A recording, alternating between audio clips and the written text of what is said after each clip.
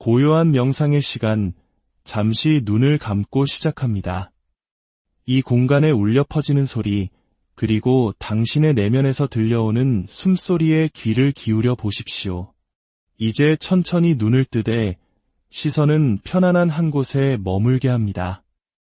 오늘의 이야기가 당신의 마음에 깊은 울림과 평화를 가져다 주기를 기원합니다. 만약 이 지혜의 말씀이 당신의 길의 등불이 되어준다면 구독과 좋아요를 통해 이 빛을 더 많은 이들과 함께 나누어 주십시오. 당신의 선한 마음이 곧 자비의 실천이며 부처님의 가피가 늘 함께할 것입니다. 우리는 오늘 마음의 질서를 찾아 떠나는 여정에 대해 이야기하려 합니다. 그 첫걸음은 바로 우리가 머무는 공간을 정돈하는 것에서 시작됩니다. 아침에 눈을 뜨면 단 3분만이라도 자신을 위해 시간을 내어보는 것은 어떨까요? 잠자리를 정리하고 창문을 활짝 열어 밤사이 고여있던 공기를 내보내고 신선한 기운을 맞이합니다. 자기가 눕고 일어난 자리를 반듯하게 정리하는 것, 마치 군대 내무반을 정돈하듯 각을 잡는 그 작은 행위 속에 마음을 다스리는 큰 지혜가 숨어 있습니다. 제가 처음 머리를 깎고 절에 들어갔을 때 가장 먼저 배운 것이 바로 이것이었습니다. 행자 생활이란 다른 것이 아니었습니다. 태어난 고향도, 자라온 집안 환경도, 학력도, 생김새도, 심지어 사용하는 말투와 음식 취향까지 모든 것이 다른 사람들이 한 곳에 모입니다. 이들이 삭발이라는 하나의 공통점 아래 강원이라 불리는 불교 승가대학에서 4년간의 기숙 생활을 함께해야 합니다. 제가 있던 강원에서는 한 방에 많게는 10명씩 잠을 잤습니다. 요즘 군대에서도 상상하기 힘든 숫자지요. 그 좁은 공간에 10명의 다른 우주가 함께 누워있는 것입니다. 코를 심하게 고는 사람, 잠꼬대로 노래를 부르는 사람, 온갖 잠버릇을 가진 이들이 한데 섞여 하룻밤을 보냅니다. 좋고 싫음을 따지기 시작하면 그 순간 출가의 길은 포기하고 다시 속세로 돌아가야 합니다. 이것은 단순히 불편함을 견디는 훈련이 아닙니다. 앞으로 마주하게 될 수많은 인연, 즉 세상의 모든 사람들을 편견 없이 받아들이기 위한 첫 번째 수행인 것입니다. 절에 들어오는 순간 우리는 세상의 모든 껍데기를 벗어던집니다. 학벌, 집안, 재산, 그 어떤 것도 묻지 않습니다. 부처님의 가르침을 배우고 깨달음을 얻겠다는 원대한 목표 앞에서 그런 것들은 아무런 의미가 없기 때문입니다. 오직 하나의 목표를 향해 나아가기 위해 세속의 인연에 얽매이는 것을 스스로 경계했습니다. 저희 세대 때는 부모님을 찾아뵙는 것조차 허락되지 않았습니다. 만약 부모나 형제가 그립거든 머리를 다시 기르고 나가서 함께 살라는 엄한 꾸지람이 돌아왔습니다. 보따리를 싸서 마당에 던져버릴 만큼 단호했지요. 이는 가족을 무시하라는 뜻이 결코 아닙니다. 깨달음을 향한 간절한 마음이 세속의 정 때문에 흔들리지 않도록 스스로를 굳건히 세우는 기간이 필요했기 때문입니다. 당시의 부모님들 또한 자식이 출가한 절에는 일부러 찾아오지 않으셨습니다. 수행에 방해가 될까 염려하셨기 때문이지요. 그렇게 부모와 자식이 한마음으로 서로의 길을 응원했기에 목숨을 걸고 공부에 매진한 큰 스님들이 많이 나올 수 있었습니다. 스스로 도력이 높아져 자신을 구제할 힘이 생겼을 때 비로소 부모와 형제, 나아가 온 중생을 구제할 수 있는 법입니다. 이렇게 수백 명이 함께 생활하다 보니 질서는 생존의 문제이자 수행의 근간이 됩니다. 각자의 이부자리를 둘 공간조차 마땅치 않아 벽 전체가 하나의 큰 이불장이 됩니다. 새벽 2시 반이면 모두 일어나 각자의 이불과 베개를 보자기에 각 맞춰 싼 뒤 벽돌을 쌓듯 아래서부터 차곡차곡 빈틈없이 쌓아 올립니다. 300명의 이불이 거대한 벽장 하나에 모두 들어가야 합니다. 신발 또한 마찬가지입니다. 수백 켤레의 똑같은 흰 고무신이 법당 앞 섬돌의 열을 맞춰 도열합니다. 자기 신발을 구별하기 위해 저마다 작은 꽃이나 잎사귀를 그려 넣었지요. 이 모든 질서는 무엇을 위함일까요? 대부분의 사람들은 집에서 부모님 밑에서 편한 대로 살다 옵니다. 그런 이들이 각자의 방식대로 행동한다면 공동체는 순식간에 무질서의 아수라장이 되고 맙니다. 새벽 예불부터 공양, 울력, 경전 공부, 그리고 밤 9시 취침까지 모든 것이 정해진 규칙 안에서 움직입니다. 하고 싶은 대로 하려는 마음을 제어하는 법을 배우는 것입니다. 이는 단순히 남에게 피해를 주지 않는 것을 넘어 내 삶의 주인이 되어 감정과 욕망을 다스리는 힘을 기르는 과정입니다. 공양, 즉 식사 시간은 이 수행의 정점이라 할 수 있습니다. 바로라는 4개의 그릇을 사용하는데 밥, 국, 반찬, 그리고 식후의 그릇을 행굴물을 담는 청수 그릇으로 이루어져 있습니다. 수백 명이 함께 식사하지만 각자 먹을 만큼만 덜어 음식을 남기는 법이 없습니다.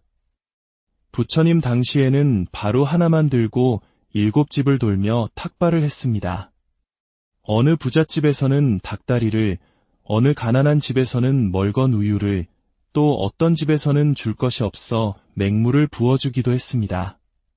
주는 대로, 인연 닿는 대로 감사히 받았을 뿐 좋고 싫음을 분별하지 않았습니다. 초기 경전에는 수행자는 음식을 맛으로 먹지 않으며 오직 이 몸의 허기를 면하고 병이 나는 것을 막아 도업을 이루기 위해 먹는다고 기록되어 있습니다. 얼마 전 입적하신 법정 스님의 일화는 이러한 정신을 잘 보여줍니다. 스님께서는 송광사 뒷산의 불이람에 홀로 기거하시면서도 당신이 자리를 비웠을 때 다른 스님들이 찾아와 불편함 없이 하룻밤 묵어갈 수 있도록 찬장을 늘 정갈하게 정리해 두셨다고 합니다. 특히 참기름 병에는 이런 글거를 붙여 놓으셨답니다. 아, 잠깐. 참기름, 그 시절 참기름은 무척이나 귀한 것이었습니다. 한 방울 한 방울 아껴 써야 했기에 혹여나 누군가 병을 기울여 왈칵 쏟을까 염려하신 스님의 자상한 마음이 담긴 문구입니다. 그 한 방울의 참기름에 담긴 가치를 아는 것, 그것이 바로 마음을 살피는 수행이었습니다. 이러한 가르침이 오늘날 우리에게 어떤 의미를 가질까요? 얼마 전 제게 아주 특별한 연락이 왔습니다. 30대 후반의 한 남자분이었습니다. 폐암 말기로 요양병원에 계신 아버지가 생애 마지막 소원으로 저를 만나고 제가 법문하는 이 정각사에 와보는 것을 꼽으셨다는 겁니다. 아버님은 천호동에서 오랫동안 냉면과 만두 가게를 운영하며 성실하게 살아오신 분이었습니다. 2년 넘게 가게에서도 병상에서도 하루 종일 제 법문 방송을 틀어놓고 들으셨다고 합니다. 그 아들은 아버지를 모시고 오고 싶어 인터넷으로 정각사를 검색해봤지만 가파른 계단을 보고는 낙담했습니다. 거동이 불편하신 아버지가 도저히 오를 수 없다고 생각한 것이죠. 하지만 아버님은 4월 법회에는 꼭 가겠다며 마치 건강한 사람처럼 굳게 믿고 계셨습니다. 그 간절한 사연을 전해 듣고 저는 곧장 아버님이 계신 요양병원으로 향했습니다. 제가 병원에 도착할 무렵 아들에게서 전화가 왔습니다. 아버지가 간밤에 갑자기 병원이 떠나가라 나무 아미타불 관세음보살을 외치시다가 선망 증세가 와 주삿바늘을 모두 뽑아버리는 바람에 중환자실로 옮겨졌다는 것이었습니다. 중환자실 문을 열고 들어서자 산소 포화도 수치가 93%를 가리키고 있었습니다. 기운 없이 누워 계신 아버님의 손을 잡았습니다. 아버님, 그토록 찾으시던 정목 스님이 왔습니다. 그 말에 아버님은 희미하게 눈을 뜨고 저를 바라보시더니 이내 환하게 웃으셨습니다. 그 순간 뒤에서 아들의 흐느끼는 소리가 들렸습니다. 아버지가 웃으세요. 병원에 계신 5개월 동안 아버지가 웃는 모습을 처음 봅니다. 아들의 눈에는 감격의 눈물이 가득했습니다. 더욱 놀라운 일이 일어났습니다. 창백하던 아버님의 얼굴에 분홍빛 화색이 돌기 시작했습니다. 그리고 아버님은 알아듣기 힘든 말로 무언가 계속 이야기하기 시작하셨습니다. 폐암 말기라 숨이 차서 한마디도 하기 힘드셨던 분이 30분 넘게 말씀을 이어가셨습니다. 그 내용은 당신이 법문을 들으며 얼마나 많은 생각의 변화를 겪었고 삶을 어떻게 살아야 하는지 뒤늦게나마 깨달았다는 감사와 참회의 고백이었습니다. 아들은 제 어깨를 툭툭 치며 외쳤습니다. 스님, 보세요. 산소 포화도가 100입니다. 100이에요. 이런 숫자는 본 적이 없어요. 그 순간 아버님의 마음속에 피어난 기쁨과 희망이 그 어떤 의술보다 강력한 치유의 힘을 발휘한 것입니다. 긍정적인 마음, 존경하고 사랑하는 대상을 떠올리는 것만으로도 우리 몸에는 기적과 같은 변화가 일어납니다. 행복 호르몬인 옥시토신과 도파민이 분비되고 더 많은 산소가 유입되어 온몸의 세포를 깨우는 것입니다. 아버님은 법문을 통해 당신의 마음을 끊임없이 살피고 바꾸는 계신매의 수행을 해오고 계셨던 것입니다. 저는 아버님이 간밤에 그토록 간절히 염불을 하셨는지 짐작할 수 있었습니다. 아마도 제가 법문 중에 들려드렸던 임사체험을 한 어느 보살님의 이야기를 기억하셨을 겁니다. 죽음의 문턱에서 저승사자가 나타났을 때 오직 관세음보살을 부르는 염불의 힘으로 그들을 물리치고 빛을 보았다는 이야기 말입니다. 아버님은 그 이야기를 당신의 것으로 만들어 죽음의 공포가 닥쳐왔을 때 스스로를 구원하는 무기로 삼으신 것입니다. 이 이야기에서 우리는 불교의 깊은 상징 하나를 마주하게 됩니다. 바로 흰 피의 의미입니다. 신라시대 불교 공인을 위해 순교한 이차돈의 목을 베자 붉은 피 대신 흰 피가 솟구쳤다는 설화가 있습니다. 사람들은 이를 신비한 기적으로만 생각할지 모릅니다. 하지만 여기에는 엄청난 메시지가 담겨 있습니다. 흰 피는 바로 어머니의 흰젖을 상징합니다. 어머니는 자신의 붉은 피를 생명의 젖으로 바꾸어 아기에게 먹입니다. 이 과정은 모든 분노, 폭력, 욕망을 내려놓은 순수한 자비와 사랑 그 자체입니다. 따라서 이차돈의 흰 피는 모든 폭력과 맞서 싸우겠다는 마음을 내려놓고 오직 자비로 세상을 감싸 안겠다는 위대한 선언인 것입니다. 우리는 모두 어머니의 혹은 소의 그 자비로운 흰젖을 먹고 자랐습니다. 그 자비의 힘으로 생명을 얻었으니 마땅히 자비를 행하며 살아야 하지 않겠습니까? 부처님께서는 말씀하셨습니다. 나 같은 사람을 보아 무엇 하겠느냐? 이 세상 모든 것은 인연 따라 잠시 생겨났다 사라지는 것이니 그 덧없음을 알아라. 우리의 삶이 끝나는 순간 임종의 문턱에서 우리가 붙잡아야 할 마지막 기도는 무엇일까요? 수많은 경전과 다란이를 외우는 것보다 더 중요한 것은 바로 이 덧없음, 즉 무상을 깊이 이해하는 것입니다. 내가 의지했던 이 몸도 내가 쌓아올린 모든 것도 결국은 사라집니다. 생과 사 또한 본래 실체가 없는 인연의 흐름일 뿐입니다. 모든 것이 텅 비어있음을 깨달을 때 우리는 비로소 죽음이라는 가장 큰 공포로부터 자유로워질 수 있습니다. 오늘의 이야기가 여러분 각자의 삶의 작은 등불이 되기를 바랍니다. 질서 속에서 평화를 찾고 자비 속에서 힘을 얻으며 모든 것이 덧없다는 진리 속에서 진정한 자유를 누리시기를 부처님의 가피가 여러분과 늘 함께하기를 축원합니다. 고요한 명상의 시간, 잠시 눈을 감고 시작합니다. 이 공간에 울려 퍼지는 소리, 그리고 당신의 내면에서 들려오는 숨소리에 귀를 기울여 보십시오. 이제 천천히 눈을 뜨되 시선은 편안한 한 곳에 머물게 합니다. 오늘의 이야기가 당신의 마음에 깊은 울림과 평화를 가져다 주기를 기원합니다. 만약 이 지혜의 말씀이 당신의 길의 등불이 되어준다면 구독과 좋아요를 통해 이 빛을 더 많은 이들과 함께 나누어 주십시오. 당신의 선한 마음이 곧 자비의 실천이며 부처님의 가피가 늘 함께할 것입니다. 우리는 오늘 마음의 질서를 찾아 떠나는 여정에 대해 이야기하려 합니다. 그 첫걸음은 바로 우리가 머무는 공간을 정돈하는 것에서 시작됩니다. 아침에 눈을 뜨면 단 3분만이라도 자신을 위해 시간을 내어보는 것은 어떨까요? 잠자리를 정리하고 창문을 활짝 열어 밤사이 고여있던 공기를 내보내고 신선한 기운을 맞이합니다. 자기가 눕고 일어난 자리를 반듯하게 정리하는 것, 마치 군대 내무반을 정돈하듯 각을 잡는 그 작은 행위 속에 마음을 다스리는 큰 지혜가 숨어 있습니다. 제가 처음 머리를 깎고 절에 들어갔을 때 가장 먼저 배운 것이 바로 이것이었습니다. 행자 생활이란 다른 것이 아니었습니다.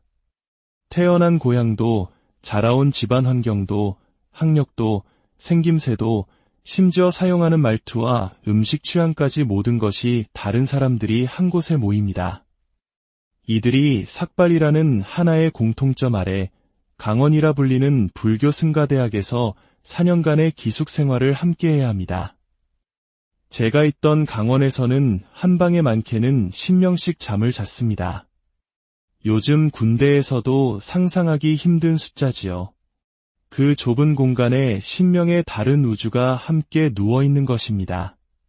코를 심하게 고는 사람, 잠꼬대로 노래를 부르는 사람, 온갖 잠버릇을 가진 이들이 한데 섞여 하룻밤을 보냅니다. 좋고 싫음을 따지기 시작하면 그 순간 출가의 길은 포기하고 다시 속세로 돌아가야 합니다. 이것은 단순히 불편함을 견디는 훈련이 아닙니다. 앞으로 마주하게 될 수많은 인연, 즉 세상의 모든 사람들을 편견 없이 받아들이기 위한 첫 번째 수행인 것입니다. 절에 들어오는 순간 우리는 세상의 모든 껍데기를 벗어던집니다. 학벌, 집안, 재산, 그 어떤 것도 묻지 않습니다. 부처님의 가르침을 배우고 깨달음을 얻겠다는 원대한 목표 앞에서 그런 것들은 아무런 의미가 없기 때문입니다. 오직 하나의 목표를 향해 나아가기 위해 세속의 인연에 얽매이는 것을 스스로 경계했습니다. 저희 세대 때는 부모님을 찾아뵙는 것조차 허락되지 않았습니다.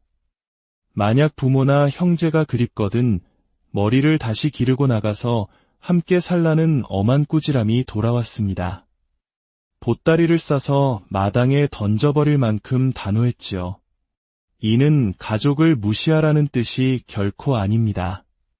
깨달음을 향한 간절한 마음이 세속의 정 때문에 흔들리지 않도록 스스로를 굳건히 세우는 기간이 필요했기 때문입니다.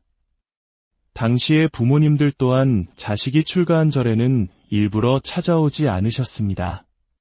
수행에 방해가 될까 염려하셨기 때문이지요.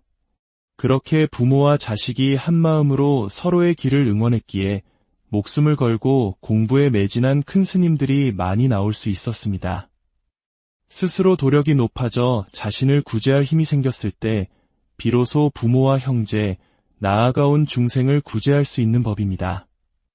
이렇게 수백 명이 함께 생활하다 보니 질서는 생존의 문제이자 수행의 근간이 됩니다.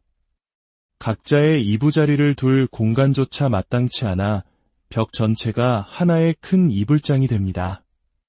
새벽 2시 반이면 모두 일어나 각자의 이불과 베개를 보자기에 각 맞춰 싼 뒤 벽돌을 쌓듯 아래서부터 차곡차곡 빈틈없이 쌓아 올립니다. 300명의 이불이 거대한 벽장 하나에 모두 들어가야 합니다. 신발 또한 마찬가지입니다. 수백 켤레의 똑같은 흰 고무신이 법당 앞 섬돌에 열을 맞춰 도열합니다. 자기 신발을 구별하기 위해 저마다 작은 꽃이나 잎사귀를 그려 넣었지요. 이 모든 질서는 무엇을 위함일까요? 대부분의 사람들은 집에서 부모님 밑에서 편한 대로 살다 옵니다. 그런 이들이 각자의 방식대로 행동한다면 공동체는 순식간에 무질서의 아수라장이 되고 맙니다. 새벽 예불부터 공양, 울력, 경전 공부, 그리고 밤 9시 취침까지 모든 것이 정해진 규칙 안에서 움직입니다. 하고 싶은 대로 하려는 마음을 제어하는 법을 배우는 것입니다. 이는 단순히 남에게 피해를 주지 않는 것을 넘어 내 삶의 주인이 되어 감정과 욕망을 다스리는 힘을 기르는 과정입니다. 공양, 즉 식사 시간은 이 수행의 정점이라 할 수 있습니다. 바루라는 4개의 그릇을 사용하는데 밥, 국, 반찬, 그리고 식후의 그릇을 행굴물을 담는 청수 그릇으로 이루어져 있습니다. 수백 명이 함께 식사하지만 각자 먹을 만큼만 덜어 음식을 남기는 법이 없습니다. 부처님 당시에는 바로 하나만 들고 7집을 돌며 탁발을 했습니다. 어느 부잣집에서는 닭다리를, 어느 가난한 집에서는 멀건 우유를, 또 어떤 집에서는 줄 것이 없어 맹물을 부어주기도 했습니다. 주는 대로, 인연 닿는 대로 감사히 받았을 뿐 좋고 싫음을 분별하지 않았습니다. 초기 경전에는 수행자는 음식을 맛으로 먹지 않으며 오직 이 몸의 허기를 면하고 병이 나는 것을 막아 도업을 이루기 위해 먹는다고 기록되어 있습니다. 얼마 전 입적하신 법정 스님의 일화는 이러한 정신을 잘 보여줍니다. 스님께서는 송광사 뒷산의 불이람에 홀로 기거하시면서도 당신이 자리를 비웠을 때 다른 스님들이 찾아와 불편함 없이 하룻밤 묵어갈 수 있도록 찬장을 늘 정갈하게 정리해 두셨다고 합니다. 특히 참기름 병에는 이런 글거를 붙여 놓으셨답니다. 아, 잠깐. 참기름, 그 시절 참기름은 무척이나 귀한 것이었습니다. 한 방울 한 방울 아껴 써야 했기에 혹여나 누군가 병을 기울여 왈칵 쏟을까 염려하신 스님의 자상한 마음이 담긴 문구입니다. 그 한 방울의 참기름에 담긴 가치를 아는 것, 그것이 바로 마음을 살피는 수행이었습니다. 이러한 가르침이 오늘날 우리에게 어떤 의미를 가질까요? 얼마 전 제게 아주 특별한 연락이 왔습니다. 30대 후반의 한 남자분이었습니다. 폐암 말기로 요양병원에 계신 아버지가 생애 마지막 소원으로 저를 만나고 제가 법문하는 이 정각사에 와보는 것을 꼽으셨다는 겁니다. 아버님은 천호동에서 오랫동안 냉면과 만두 가게를 운영하며 성실하게 살아오신 분이었습니다. 2년 넘게 가게에서도 병상에서도 하루 종일 제 법문 방송을 틀어놓고 들으셨다고 합니다. 그 아들은 아버지를 모시고 오고 싶어 인터넷으로 정각사를 검색해봤지만 가파른 계단을 보고는 낙담했습니다. 거동이 불편하신 아버지가 도저히 오를 수 없다고 생각한 것이죠. 하지만 아버님은 4월 법회에는 꼭 가겠다며 마치 건강한 사람처럼 굳게 믿고 계셨습니다. 그 간절한 사연을 전해 듣고 저는 곧장 아버님이 계신 요양병원으로 향했습니다. 제가 병원에 도착할 무렵 아들에게서 전화가 왔습니다. 아버지가 간밤에 갑자기 병원이 떠나가라 나무 아미타불 관세음보살을 외치시다가 선망 증세가 와 주삿바늘을 모두 뽑아버리는 바람에 중환자실로 옮겨졌다는 것이었습니다. 중환자실 문을 열고 들어서자 산소 포화도 수치가 93%를 가리키고 있었습니다. 기운 없이 누워 계신 아버님의 손을 잡았습니다. 아버님, 그토록 찾으시던 정목 스님이 왔습니다. 그 말에 아버님은 희미하게 눈을 뜨고 저를 바라보시더니 이내 환하게 웃으셨습니다. 그 순간 뒤에서 아들의 흐느끼는 소리가 들렸습니다. 아버지가 웃으세요. 병원에 계신 5개월 동안 아버지가 웃는 모습을 처음 봅니다. 아들의 눈에는 감격의 눈물이 가득했습니다. 더욱 놀라운 일이 일어났습니다. 창백하던 아버님의 얼굴에 분홍빛 화색이 돌기 시작했습니다. 그리고 아버님은 알아듣기 힘든 말로 무언가 계속 이야기하기 시작하셨습니다. 폐암 말기라 숨이 차서 한마디도 하기 힘드셨던 분이 30분 넘게 말씀을 이어가셨습니다. 그 내용은 당신이 법문을 들으며 얼마나 많은 생각의 변화를 겪었고 삶을 어떻게 살아야 하는지 뒤늦게나마 깨달았다는 감사와 참회의 고백이었습니다. 아들은 제 어깨를 툭툭 치며 외쳤습니다. 스님, 보세요. 산소 포화도가 100입니다. 100이에요. 이런 숫자는 본 적이 없어요. 그 순간 아버님의 마음속에 피어난 기쁨과 희망이 그 어떤 의술보다 강력한 치유의 힘을 발휘한 것입니다. 긍정적인 마음, 존경하고 사랑하는 대상을 떠올리는 것만으로도 우리 몸에는 기적과 같은 변화가 일어납니다. 행복 호르몬인 옥시토신과 도파민이 분비되고 더 많은 산소가 유입되어 온몸의 세포를 깨우는 것입니다. 아버님은 법문을 통해 당신의 마음을 끊임없이 살피고 바꾸는 계신매의 수행을 해오고 계셨던 것입니다. 저는 아버님이 간밤에 그토록 간절히 염불을 하셨는지 짐작할 수 있었습니다.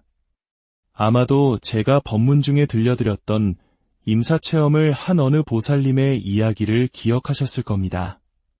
죽음의 문턱에서 저승사자가 나타났을 때 오직 관세음보살을 부르는 염불의 힘으로 그들을 물리치고 빛을 보았다는 이야기 말입니다.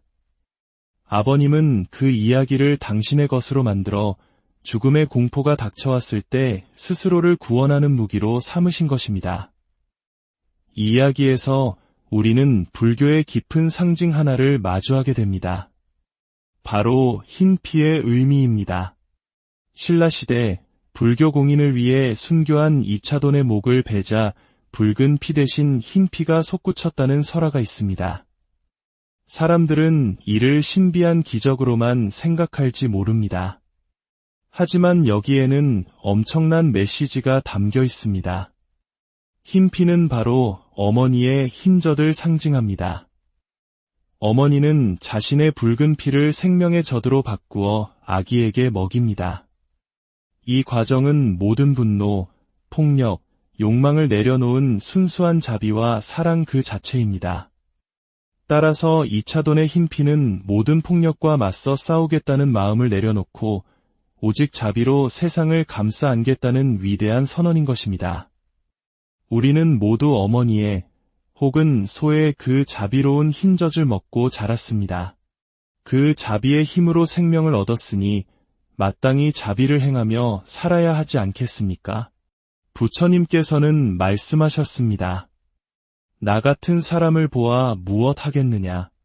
이 세상 모든 것은 인연 따라 잠시 생겨났다 사라지는 것이니 그 덧없음을 알아라. 우리의 삶이 끝나는 순간 임종의 문턱에서 우리가 붙잡아야 할 마지막 기도는 무엇일까요? 수많은 경전과 다란이를 외우는 것보다 더 중요한 것은 바로 이 덧없음, 즉 무상을 깊이 이해하는 것입니다.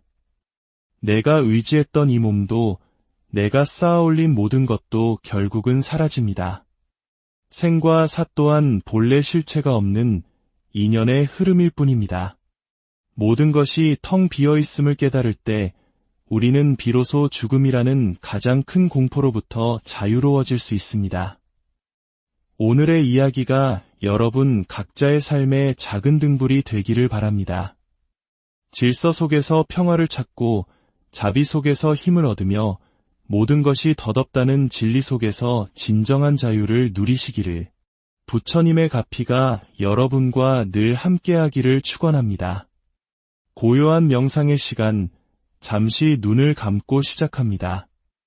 이 공간에 울려 퍼지는 소리, 그리고 당신의 내면에서 들려오는 숨소리에 귀를 기울여 보십시오. 이제 천천히 눈을 뜨되 시선은 편안한 한 곳에 머물게 합니다. 오늘의 이야기가 당신의 마음에 깊은 울림과 평화를 가져다 주기를 기원합니다.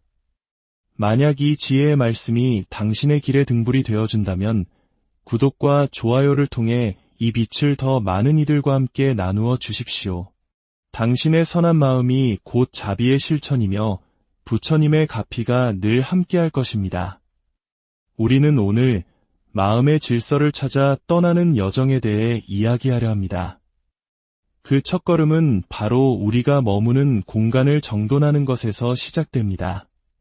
아침에 눈을 뜨면 단 3분만이라도 자신을 위해 시간을 내어보는 것은 어떨까요? 잠자리를 정리하고 창문을 활짝 열어 밤사이 고여있던 공기를 내보내고 신선한 기운을 맞이합니다. 자기가 눕고 일어난 자리를 반듯하게 정리하는 것, 마치 군대 내무반을 정돈하듯 각을 잡는 그 작은 행위 속에 마음을 다스리는 큰 지혜가 숨어 있습니다. 제가 처음 머리를 깎고 절에 들어갔을 때 가장 먼저 배운 것이 바로 이것이었습니다. 행자 생활이란 다른 것이 아니었습니다. 태어난 고향도, 자라온 집안 환경도, 학력도, 생김새도, 심지어 사용하는 말투와 음식 취향까지 모든 것이 다른 사람들이 한 곳에 모입니다. 이들이 삭발이라는 하나의 공통점 아래 강원이라 불리는 불교 승가대학에서 4년간의 기숙 생활을 함께해야 합니다. 제가 있던 강원에서는 한 방에 많게는 10명씩 잠을 잤습니다. 요즘 군대에서도 상상하기 힘든 숫자지요. 그 좁은 공간에 10명의 다른 우주가 함께 누워있는 것입니다. 코를 심하게 고는 사람, 잠꼬대로 노래를 부르는 사람, 온갖 잠버릇을 가진 이들이 한데 섞여 하룻밤을 보냅니다. 좋고 싫음을 따지기 시작하면 그 순간 출가의 길은 포기하고 다시 속세로 돌아가야 합니다. 이것은 단순히 불편함을 견디는 훈련이 아닙니다. 앞으로 마주하게 될 수많은 인연, 즉 세상의 모든 사람들을 편견 없이 받아들이기 위한 첫 번째 수행인 것입니다. 절에 들어오는 순간 우리는 세상의 모든 껍데기를 벗어던집니다. 학벌, 집안, 재산, 그 어떤 것도 묻지 않습니다. 부처님의 가르침을 배우고 깨달음을 얻겠다는 원대한 목표 앞에서 그런 것들은 아무런 의미가 없기 때문입니다. 오직 하나의 목표를 향해 나아가기 위해 세속의 인연에 얽매이는 것을 스스로 경계했습니다. 저희 세대 때는 부모님을 찾아뵙는 것조차 허락되지 않았습니다. 만약 부모나 형제가 그립거든 머리를 다시 기르고 나가서 함께 살라는 엄한 꾸지람이 돌아왔습니다. 보따리를 싸서 마당에 던져버릴 만큼 단호했지요. 이는 가족을 무시하라는 뜻이 결코 아닙니다. 깨달음을 향한 간절한 마음이 세속의 정 때문에 흔들리지 않도록 스스로를 굳건히 세우는 기간이 필요했기 때문입니다. 당시의 부모님들 또한 자식이 출가한 절에는 일부러 찾아오지 않으셨습니다. 수행에 방해가 될까 염려하셨기 때문이지요. 그렇게 부모와 자식이 한마음으로 서로의 길을 응원했기에 목숨을 걸고 공부에 매진한 큰 스님들이 많이 나올 수 있었습니다. 스스로 도력이 높아져 자신을 구제할 힘이 생겼을 때 비로소 부모와 형제, 나아가 온 중생을 구제할 수 있는 법입니다. 이렇게 수십, 수백 명이 함께 생활하다 보니 질서는 생존의 문제이자 수행의 근간이 됩니다. 각자의 이부자리를 둘 공간조차 마땅치 않아 벽 전체가 하나의 큰 이불장이 됩니다. 새벽 2시 반이면 모두 일어나 각자의 이불과 베개를 보자기에 각 맞춰 싼 뒤 벽돌을 쌓듯 아래서부터 차곡차곡 빈틈없이 쌓아 올립니다. 300명의 이불이 거대한 벽장 하나에 모두 들어가야 합니다. 신발 또한 마찬가지입니다. 수백 켤레의 똑같은 흰 고무신이 법당 앞 섬돌에 열을 맞춰 도열합니다. 자기 신발을 구별하기 위해 저마다 작은 꽃이나 잎사귀를 그려 넣었지요. 이 모든 질서는 무엇을 위함일까요? 대부분의 사람들은 집에서 부모님 밑에서 편한 대로 살다 옵니다. 그런 이들이 각자의 방식대로 행동한다면 공동체는 순식간에 무질서의 아수라장이 되고 맙니다. 새벽 예불부터 공양, 울력, 경전 공부, 그리고 밤 9시 취침까지 모든 것이 정해진 규칙 안에서 움직입니다. 하고 싶은 대로 하려는 마음을 제어하는 법을 배우는 것입니다. 이는 단순히 남에게 피해를 주지 않는 것을 넘어 내 삶의 주인이 되어 감정과 욕망을 다스리는 힘을 기르는 과정입니다. 공양, 즉 식사 시간은 이 수행의 정점이라 할 수 있습니다. 바로라는 4개의 그릇을 사용하는데 밥, 국, 반찬, 그리고 식후의 그릇을 헹굴물을 담는 청수그릇으로 이루어져 있습니다. 수백 명이 함께 식사하지만 각자 먹을 만큼만 덜어 음식을 남기는 법이 없습니다. 부처님 당시에는 바로 하나만 들고 7집을 돌며 탁발을 했습니다. 어느 부잣집에서는 닭다리를, 어느 가난한 집에서는 멀건 우유를, 또 어떤 집에서는 줄 것이 없어 맹물을 부어주기도 했습니다. 주는 대로, 인연 닿는 대로 감사히 받았을 뿐 좋고 싫음을 분별하지 않았습니다. 초기 경전에는 수행자는 음식을 맛으로 먹지 않으며 오직 이 몸의 허기를 면하고 병이 나는 것을 막아 도업을 이루기 위해 먹는다고 기록되어 있습니다. 얼마 전 입적하신 법정 스님의 일화는 이러한 정신을 잘 보여줍니다. 스님께서는 송광사 디산의 불이람에 홀로 기거하시면서도 당신이 자리를 비웠을 때 다른 스님들이 찾아와 불편함 없이 하룻밤 묵어갈 수 있도록 찬장을 늘 정갈하게 정리해 두셨다고 합니다. 특히 참기름 병에는 이런 글거를 붙여 놓으셨답니다. 아, 잠깐. 참기름, 그 시절 참기름은 무척이나 귀한 것이었습니다. 한 방울 한 방울 아껴 써야 했기에 혹여나 누군가 병을 기울여 왈칵 쏟을까 염려하신 스님의 자상한 마음이 담긴 문구입니다. 그 한 방울의 참기름에 담긴 가치를 아는 것, 그것이 바로 마음을 살피는 수행이었습니다. 이러한 가르침이 오늘날 우리에게 어떤 의미를 가질까요? 얼마 전 제게 아주 특별한 연락이 왔습니다. 30대 후반의 한 남자분이었습니다.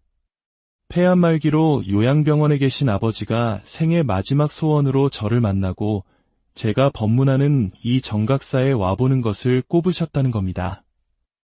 아버님은 천호동에서 오랫동안 냉면과 만두 가게를 운영하며 성실하게 살아오신 분이었습니다.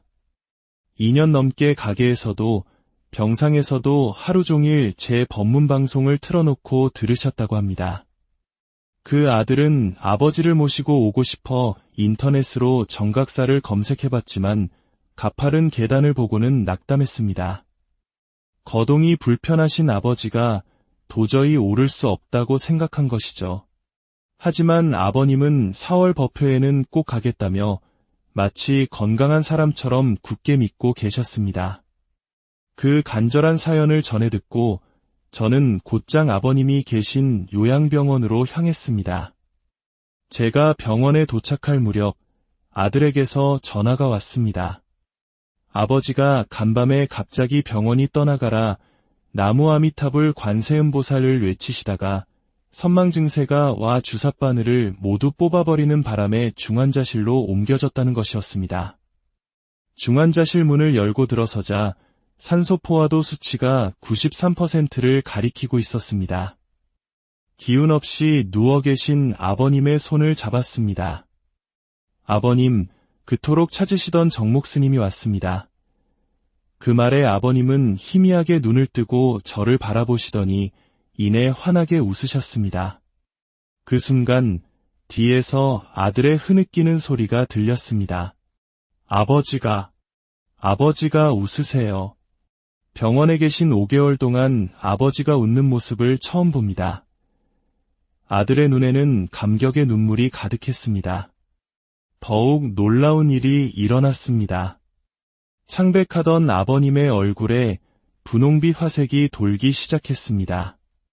그리고 아버님은 알아듣기 힘든 말로 무언가 계속 이야기하기 시작하셨습니다. 폐암 말기라 숨이 차서 한마디도 하기 힘드셨던 분이 30분 넘게 말씀을 이어가셨습니다.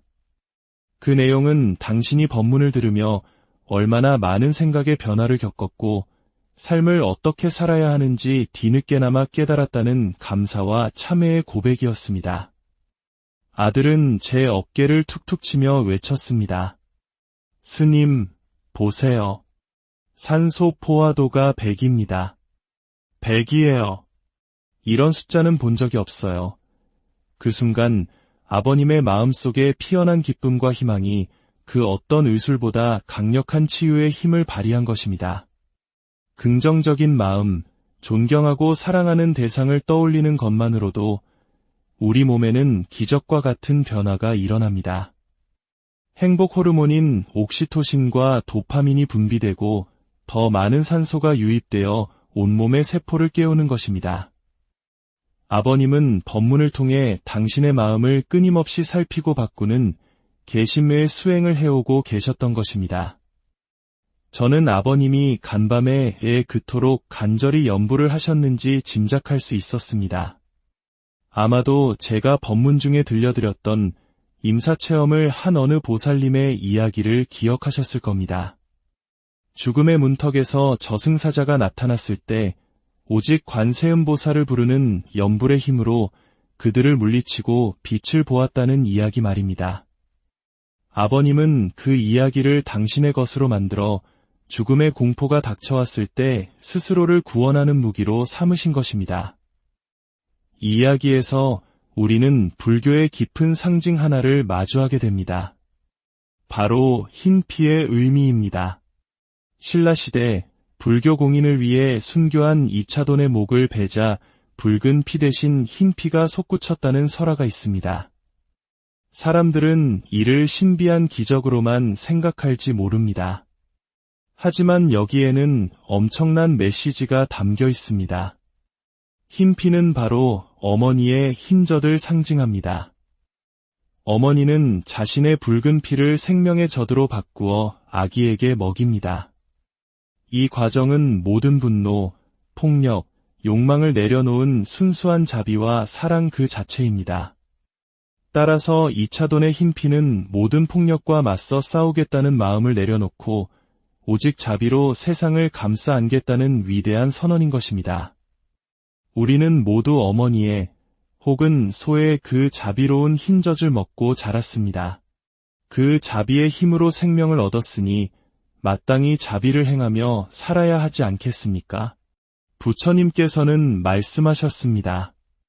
나 같은 사람을 보아 무엇 하겠느냐?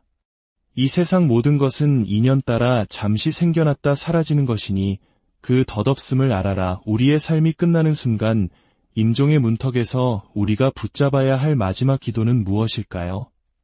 수많은 경전과 다란이를 외우는 것보다 더 중요한 것은 바로 이 덧없음, 즉 무상을 깊이 이해하는 것입니다. 내가 의지했던 이 몸도 내가 쌓아올린 모든 것도 결국은 사라집니다. 생과 사 또한 본래 실체가 없는 인연의 흐름일 뿐입니다. 모든 것이 텅 비어있음을 깨달을 때 우리는 비로소 죽음이라는 가장 큰 공포로부터 자유로워질 수 있습니다.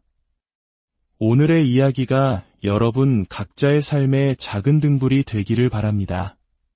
질서 속에서 평화를 찾고 자비 속에서 힘을 얻으며 모든 것이 덧없다는 진리 속에서 진정한 자유를 누리시기를 부처님의 가피가 여러분과 늘 함께하기를 축원합니다. 고요한 명상의 시간, 잠시 눈을 감고 시작합니다. 이 공간에 울려 퍼지는 소리, 그리고 당신의 내면에서 들려오는 숨소리에 귀를 기울여 보십시오. 이제 천천히 눈을 뜨되 시선은 편안한 한 곳에 머물게 합니다. 오늘의 이야기가 당신의 마음에 깊은 울림과 평화를 가져다 주기를 기원합니다.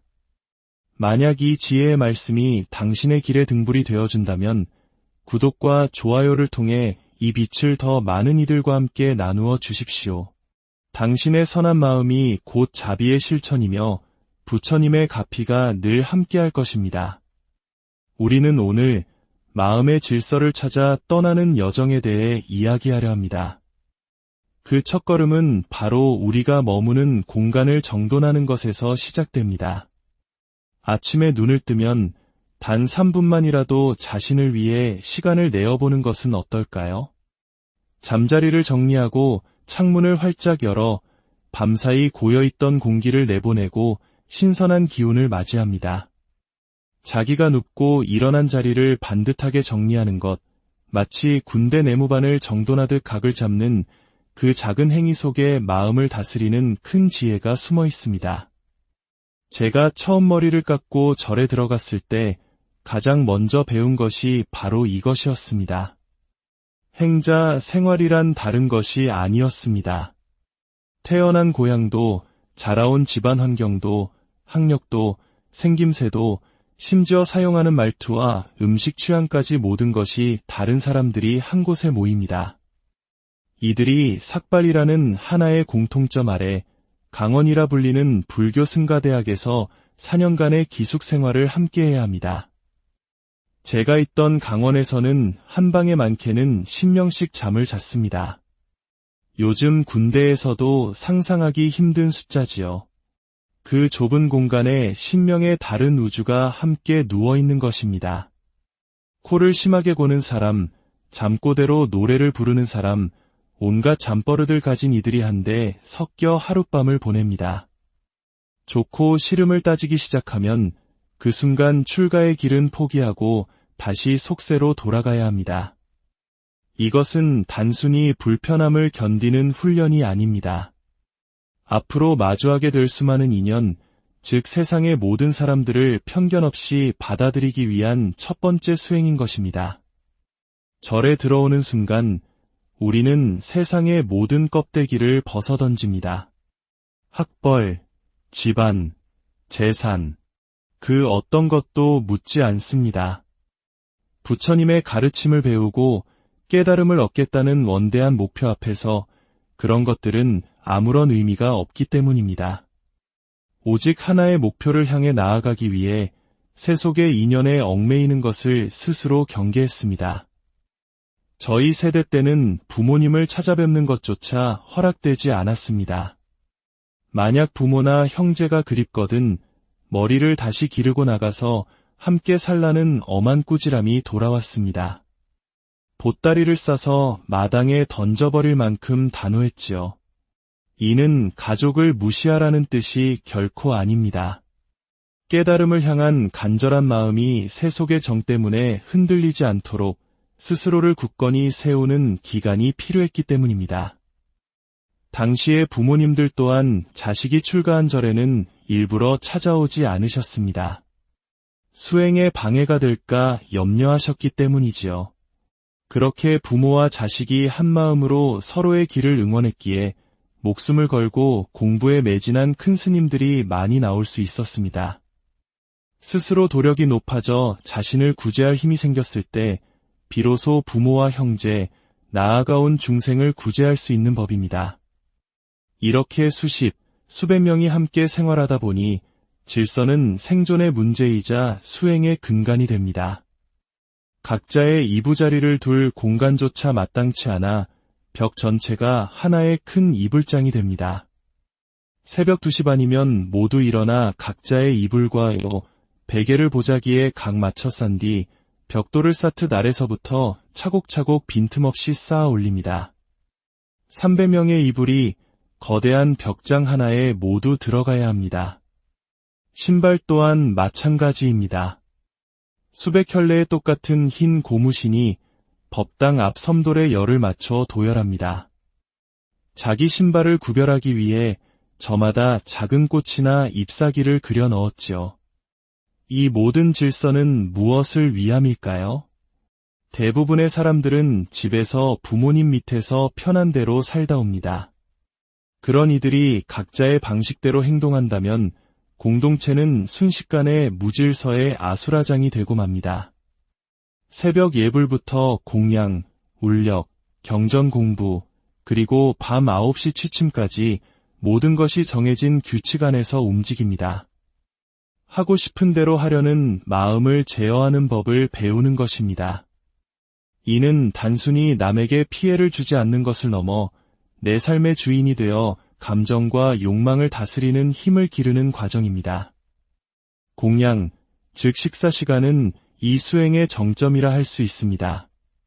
바로라는 4개의 그릇을 사용하는데 밥, 국, 반찬, 그리고 식후의 그릇을 행굴물을 담는 청수그릇으로 이루어져 있습니다. 수백 명이 함께 식사하지만 각자 먹을 만큼만 덜어 음식을 남기는 법이 없습니다.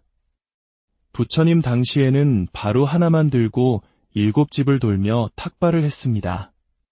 어느 부잣집에서는 닭다리를, 어느 가난한 집에서는 멀건 우유를, 또 어떤 집에서는 줄 것이 없어 맹물을 부어주기도 했습니다. 주는 대로, 인연 닿는 대로 감사히 받았을 뿐 좋고 싫음을 분별하지 않았습니다. 초기 경전에는 수행자는 음식을 맛으로 먹지 않으며 오직 이 몸의 허기를 면하고 병이 나는 것을 막아 도업을 이루기 위해 먹는다고 기록되어 있습니다. 얼마 전 입적하신 법정 스님의 일화는 이러한 정신을 잘 보여줍니다. 스님께서는 송광사 디산의 불이람에 홀로 기거하시면서도 당신이 자리를 비웠을 때 다른 스님들이 찾아와 불편함 없이 하룻밤 묵어갈 수 있도록 찬장을 정갈하게 정리해 두셨다고 합니다. 특히 참기름 병에는 이런 글거를 붙여 놓으셨답니다. 아, 잠깐. 참기름, 그 시절 참기름은 무척이나 귀한 것이었습니다. 한 방울 한 방울 아껴 써야 했기에 혹여나 누군가 병을 기울여 왈칵 쏟을까 염려하신 스님의 자상한 마음이 담긴 문구입니다. 그 한 방울의 참기름에 담긴 가치를 아는 것, 그것이 바로 마음을 살피는 수행이었습니다. 이러한 가르침이 오늘날 우리에게 어떤 의미를 가질까요? 얼마 전 제게 아주 특별한 연락이 왔습니다. 30대 후반의 한 남자분이었습니다. 폐암 말기로 요양병원에 계신 아버지가 생애 마지막 소원으로 저를 만나고 제가 법문하는 이 정각사에 와보는 것을 꼽으셨다는 겁니다. 아버님은 천호동에서 오랫동안 냉면과 만두 가게를 운영하며 성실하게 살아오신 분이었습니다. 2년 넘게 가게에서도 병상에서도 하루 종일 제 법문 방송을 틀어놓고 들으셨다고 합니다. 그 아들은 아버지를 모시고 오고 싶어 인터넷으로 정각사를 검색해봤지만 가파른 계단을 보고는 낙담했습니다. 거동이 불편하신 아버지가 도저히 오를 수 없다고 생각한 것이죠. 하지만 아버님은 4월 법회에는 꼭 가겠다며 마치 건강한 사람처럼 굳게 믿고 계셨습니다. 그 간절한 사연을 전해 듣고 저는 곧장 아버님이 계신 요양병원으로 향했습니다. 제가 병원에 도착할 무렵 아들에게서 전화가 왔습니다. 아버지가 간밤에 갑자기 병원이 떠나가라 나무아미타불 관세음보살을 외치시다가 선망 증세가 와 주삿바늘을 모두 뽑아버리는 바람에 중환자실로 옮겨졌다는 것이었습니다. 중환자실 문을 열고 들어서자 산소 포화도 수치가 93%를 가리키고 있었습니다. 기운 없이 누워 계신 아버님의 손을 잡았습니다. 아버님, 그토록 찾으시던 정목 스님이 왔습니다. 그 말에 아버님은 희미하게 눈을 뜨고 저를 바라보시더니 이내 환하게 웃으셨습니다. 그 순간 뒤에서 아들의 흐느끼는 소리가 들렸습니다. 아버지가 웃으세요. 병원에 계신 5개월 동안 아버지가 웃는 모습을 처음 봅니다. 아들의 눈에는 감격의 눈물이 가득했습니다. 더욱 놀라운 일이 일어났습니다. 창백하던 아버님의 얼굴에 분홍빛 화색이 돌기 시작했습니다. 그리고 아버님은 알아듣기 힘든 말로 무언가 계속 이야기하기 시작하셨습니다. 폐암 말기라 숨이 차서 한마디도 하기 힘드셨던 분이 30분 넘게 말씀을 이어가셨습니다. 그 내용은 당신이 법문을 들으며 얼마나 많은 생각의 변화를 겪었고 삶을 어떻게 살아야 하는지 뒤늦게나마 깨달았다는 감사와 참회의 고백이었습니다. 아들은 제 어깨를 툭툭 치며 외쳤습니다. 스님, 보세요. 산소 포화도가 100입니다. 100이에요. 이런 숫자는 본 적이 없어요. 그 순간 아버님의 마음속에 피어난 기쁨과 희망이 그 어떤 의술보다 강력한 치유의 힘을 발휘한 것입니다. 긍정적인 마음, 존경하고 사랑하는 대상을 떠올리는 것만으로도 우리 몸에는 기적과 같은 변화가 일어납니다. 행복 호르몬인 옥시토신과 도파민이 분비되고 더 많은 산소가 유입되어 온몸의 세포를 깨우는 것입니다. 아버님은 법문을 통해 당신의 마음을 끊임없이 살피고 바꾸는 계신매의 수행을 해오고 계셨던 것입니다. 저는 아버님이 간밤에 그토록 간절히 염불을 하셨는지 짐작할 수 있었습니다. 아마도 제가 법문 중에 들려드렸던 임사체험을 한 어느 보살님의 이야기를 기억하셨을 겁니다. 죽음의 문턱에서 저승사자가 나타났을 때 오직 관세음보살을 부르는 염불의 힘으로 그들을 물리치고 빛을 보았다는 이야기 말입니다. 아버님은 그 이야기를 당신의 것으로 만들어 죽음의 공포가 닥쳐왔을 때 스스로를 구원하는 무기로 삼으신 것입니다. 이 이야기에서 우리는 불교의 깊은 상징 하나를 마주하게 됩니다. 바로 흰 피의 의미입니다. 신라시대 불교 공인을 위해 순교한 이차돈의 목을 베자 붉은 피 대신 흰 피가 솟구쳤다는 설화가 있습니다. 사람들은 이를 신비한 기적으로만 생각할지 모릅니다. 하지만 여기에는 엄청난 메시지가 담겨 있습니다. 흰 피는 바로 어머니의 흰젖을 상징합니다. 어머니는 자신의 붉은 피를 생명의 젖으로 바꾸어 아기에게 먹입니다. 이 과정은 모든 분노, 폭력, 욕망을 내려놓은 순수한 자비와 사랑 그 자체입니다. 따라서 이차돈의 흰 피는 모든 폭력과 맞서 싸우겠다는 마음을 내려놓고 오직 자비로 세상을 감싸 안겠다는 위대한 선언인 것입니다. 우리는 모두 어머니의 혹은 소의 그 자비로운 흰젖을 먹고 자랐습니다. 그 자비의 힘으로 생명을 얻었으니 마땅히 자비를 행하며 살아야 하지 않겠습니까? 부처님께서는 말씀하셨습니다. 나 같은 사람을 보아 무엇 하겠느냐? 이 세상 모든 것은 인연 따라 잠시 생겨났다 사라지는 것이니 그 덧없음을 알아라. 우리의 삶이 끝나는 순간 임종의 문턱에서 우리가 붙잡아야 할 마지막 기도는 무엇일까요? 수많은 경전과 다란이를 외우는 것보다 더 중요한 것은 바로 이 덧없음, 즉 무상을 깊이 이해하는 것입니다. 내가 의지했던 이 몸도 내가 쌓아올린 모든 것도 결국은 사라집니다. 생과 사 또한 본래 실체가 없는 인연의 흐름일 뿐입니다. 모든 것이 텅 비어있음을 깨달을 때 우리는 비로소 죽음이라는 가장 큰 공포로부터 자유로워질 수 있습니다. 오늘의 이야기가 여러분 각자의 삶의 작은 등불이 되기를 바랍니다. 질서 속에서 평화를 찾고 자비 속에서 힘을 얻으며 모든 것이 덧없다는 진리 속에서 진정한 자유를 누리시기를 부처님의 가피가 여러분과 늘 함께하기를 축원합니다. 고요한 명상의 시간, 잠시 눈을 감고 시작합니다. 이 공간에 울려 퍼지는 소리, 그리고 당신의 내면에서 들려오는 숨소리에 귀를 기울여 보십시오. 이제 천천히 눈을 뜨되 시선은 편안한 한 곳에 머물게 합니다. 오늘의 이야기가 당신의 마음에 깊은 울림과 평화를 가져다 주기를 기원합니다. 만약 이 지혜의 말씀이 당신의 길의 등불이 되어준다면 구독과 좋아요를 통해 이 빛을 더 많은 이들과 함께 나누어 주십시오. 당신의 선한 마음이 곧 자비의 실천이며 부처님의 가피가 늘 함께할 것입니다. 우리는 오늘 마음의 질서를 찾아 떠나는 여정에 대해 이야기하려 합니다. 그 첫걸음은 바로 우리가 머무는 공간을 정돈하는 것에서 시작됩니다. 아침에 눈을 뜨면 단 3분만이라도 자신을 위해 시간을 내어보는 것은 어떨까요?